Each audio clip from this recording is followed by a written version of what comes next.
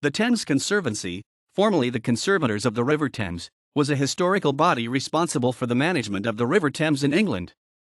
It was founded in 1857, initially replacing the jurisdiction of the City of London up to Staines and later taking responsibility for the whole river from Cricklade in Wiltshire to the sea at Yantlet Creek on the Isle of Grain. Responsibilities were reduced when the Tideway was transferred to the Port of London Authority in 1909, and in 1974 the Conservancy was taken into the Thames Water Authority. The stretch of river between the town of Staines, just to the west of London, and Yantlet Creek had been claimed by the City of London since 1197 under a charter of Richard the Lionheart.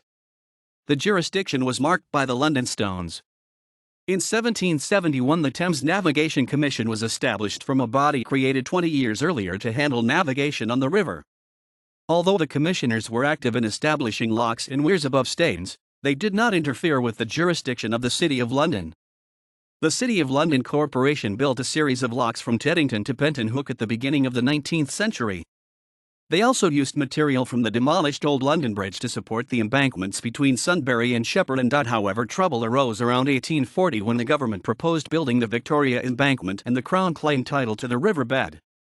The dispute simmered on for 17 years. Meanwhile, as a result of competition from the railways, the volume of traffic on the river had been drastically reduced. Income from tolls fell from £16,000 in 1839 to less than £8,000 in 1849, while maintenance charges for 1850 were estimated at nearly £7,000. The city authorities' unwillingness to pay for necessary expenditure led to complaints. By Act of Parliament in 1857 the Crown reclaimed its rights and transferred it to the new Conservancy. The City of London handed its inventory to the Thames Conservancy in October 1857. In June 1857 the first stone of a new lock at Teddington had been laid at the present position, being the central of the three locks. The Conservancy opened it in 1858 together with the narrow skiff lock, known as the Coffin. And the Conservancy soon imposed regulations. In 1858 a toll of 15 shillings was imposed on every steam vessel passing Teddington Lock, and a speed limit set to 5 miles per hour.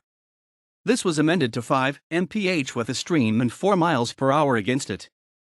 Netting from Richmond to Staines was prohibited forever. The new authority reaffirmed the rights of anglers against interference from landowners and received a notice from the water bailiff drawing attention to the improper practice of letting boats for hire to inexperienced persons. At this time the management of the bulk of the upstream river was the responsibility of the Thames Navigation Commissioners, but this changed in 1866. In 1866 it was considered expedient to put the navigation of the whole of the river under one management. It was said that the Thames Commissioners were too numerous, the locks and weirs on the River Thames were in a bad condition and income was insufficient to pay for maintenance. It was believed that under single management with the upper river maintained properly and with lower tolls overall the traffic would increase.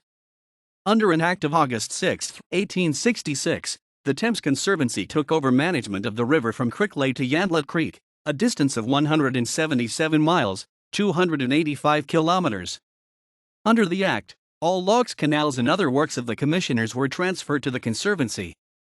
In addition, provision was made for all weirs to be transferred to the Conservancy from private owners. Former owners of weirs were freed from liability, but 2 weirs at Busket and Eden remained to the owner of Busket Park.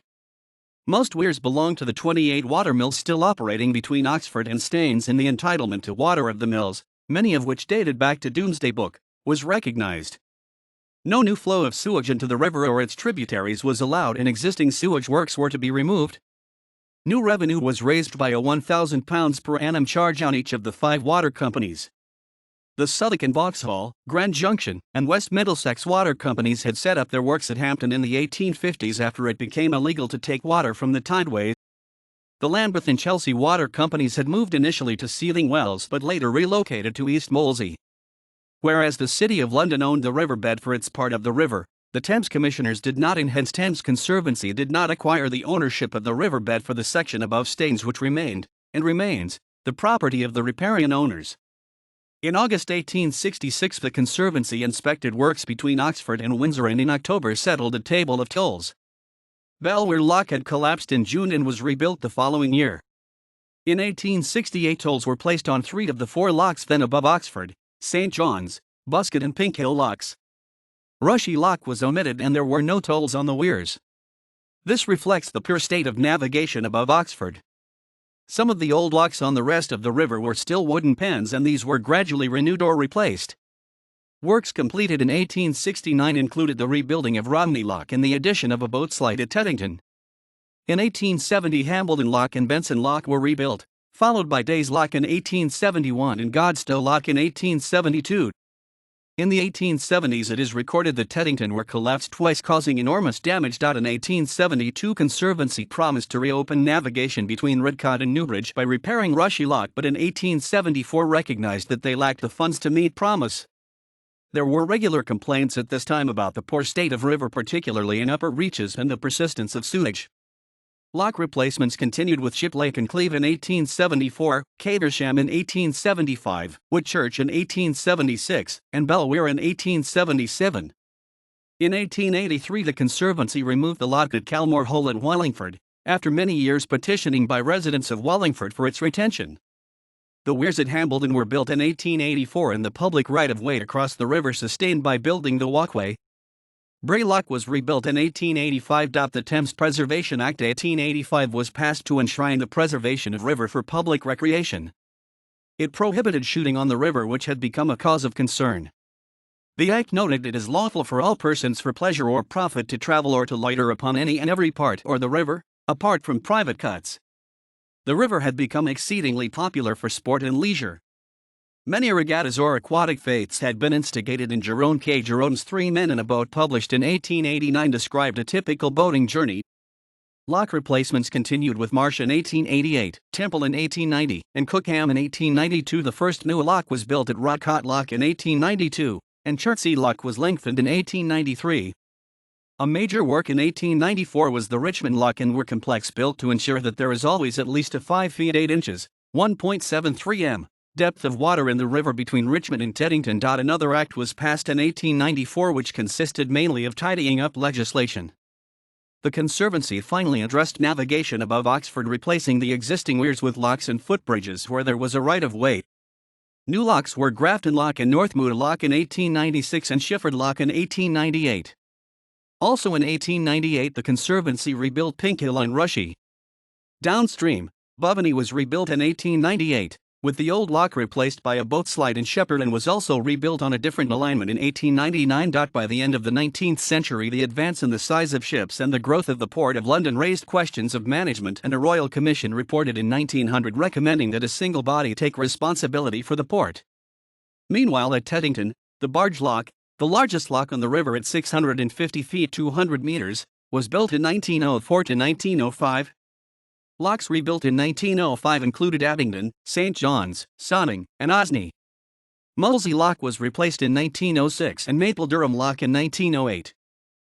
In 1908, the Port of London Act transferred responsibility for the Tideway, including Richmond Lock, to the Port of London Authority, which began its duties on March 31, 1909. A demarcation point set the authority's shared boundary as that of the parishes of Teddington and Twickenham, with an obelisk 350 yards, 320 m, below Teddington Lock. The Thames Conservancy remained responsible for the non-tidal river between Cricklade and Teddington. Lock rebuilds took place at Penton Hook in 1909 and Hurley in 1910. In 1912, the Conservancy undertook major works at Bolter's Lock, which involved the purchase of Raymill Island. Chertsey Lock was lengthened in 1913 and Marsh Lock rebuilt in 1914. Goring Lock was rebuilt in 1921 with a third central set of gates, and Godstow Lock rebuilt in 1924. In 1927, a new lock was built at Sunbury, the old one being retained. Marlow Lock and Iffley Lock were redeveloped in the same years. In 1928, the improvement to navigation above Oxford was finally completed with the building of Isham Lock and King's Lock. The next significant undertaking was the digging of Desborough Cut between 1930 and 1935. The 3/4/mile, 1 kilometer, cut took the river on a straight course between Weybridge and Walton-on-Thames, and avoiding a meandering stretch past Shepperton and Lower Halliford. The cut alleviated flooding in Shepperton and halved the distance of travel on that part of the river. A Thames Conservancy Act 1932 dealt with construction of jetties and landing stages on the river. In the 1960s, modernization of the locks began with the first hydraulic system introduced at Shiplake Lock in 1961. Sandford Lock was rebuilt in 1972.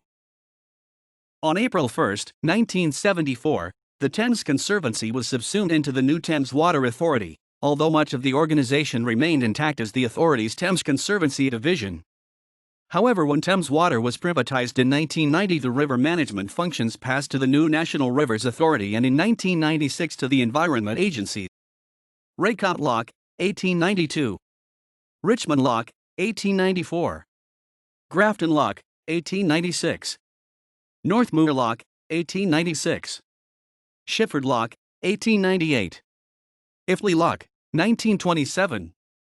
Einshan Lock, 1928. King's Lock, 1928. Sir Frederick Dixon Hartland, 1895 to 1904. Lord Desborough, 1905 to 1936. J.D. Gilbert, 1937 to 1938. Sir Jocelyn Braze, 1938 to 1960. Lord Nugent, 1961 c.1970. Fred S. Thacker, The Thames Highway Volume I, General History 1914, republished David and Charles 1968.